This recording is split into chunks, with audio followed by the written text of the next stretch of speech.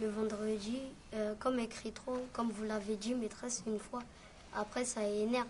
C'est pour ça aussi, je pense. Moi, je suis d'accord avec Caen. Elle écrit directement, elle parle pas gentiment comme Madame Garcin et souvent, elle punit. Elle regarde tout le temps les mêmes. Il y en a, ils chuchotent, elle les voit jamais. Je prends mon droit de veto là, d'enseignante. Vous ne pouvez pas juger une autre enseignante de cette manière-là. Elle n'est pas là, d'accord? Donc là, je suis obligée de prendre la parole sans la demander. Je ne peux pas vous laisser continuer à juger une enseignante qui n'est pas là. Sa pratique n'est obligatoirement pas la même que la mienne. Et puis là, je suis présente. Je ne sais pas ce que vous diriez de moi si je ne suis pas là. Donc je ne peux pas vous laisser continuer. Moi, ce que j'ai entendu dans l'ordre du jour, c'est que des enfants sont irrespectueux. Et c'est ça qu'on doit juger pour l'instant. C'est ça qu'on doit sanctionner.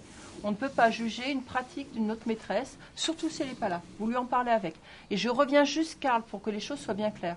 J'ai bien expliqué, en cas de conflit, en cas de problème entre adultes, en cas de problème entre adultes-enfants, ou en cas de problème d'enfants, plus on parle fort, plus on énerve l'autre.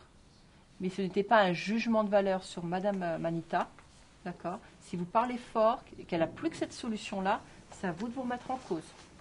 D'accord? Et à vous de réfléchir.